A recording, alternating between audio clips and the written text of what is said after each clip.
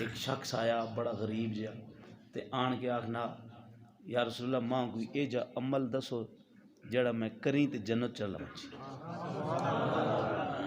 جڑا عمل ماں دسو جڑا عمل میں دنیا تے کراں تے جنت او عمل ماں جنت لے جائے۔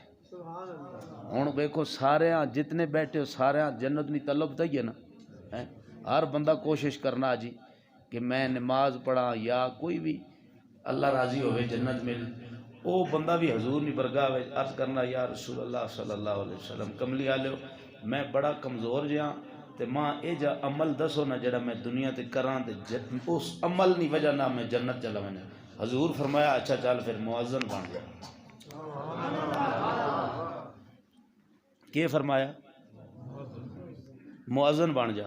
اس ہاتھ جوڑے اس آکے یا رسول اللہ یہ کام تو مشکل ہے، مؤذن 5 وقت اذان دینا کملی والے ہو یہ تو مشکل کام ہے، یہ تو میرے جوگا نہیں، کوئی آسان دسو۔ تو پھر رحمت للعالمین نبی ہے نا، کملی والے آکھا اچھا پھر امام بن جا۔ اپنے امامہ نہیں عزت شزت کریا کرو، بڑے بڑے عہدے نے بہت بڑے مقام نے، امام دا بہت بڑا رتبہ ہے، اے او عمل ہے جڑا جنت والا عمل ہے۔ حضور فرمایا مؤذن بن جا، یا رسول اللہ مؤذن نہ بن سکنا، کملی والے آکھیا اچھا پھر مکت اپنا امام بن جا۔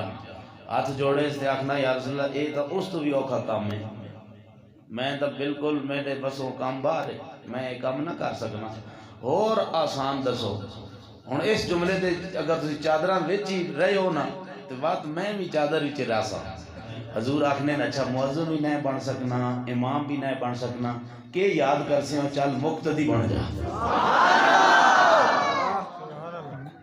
مقتدی بن جا۔ خدا دی قسم ہے حضور دا فرمان ہے کہ مقتدی ریگولر مقتدی بننا تیرا کام ہے، اے مقتدی بننے والا عمل تو جنت وچ لے جا۔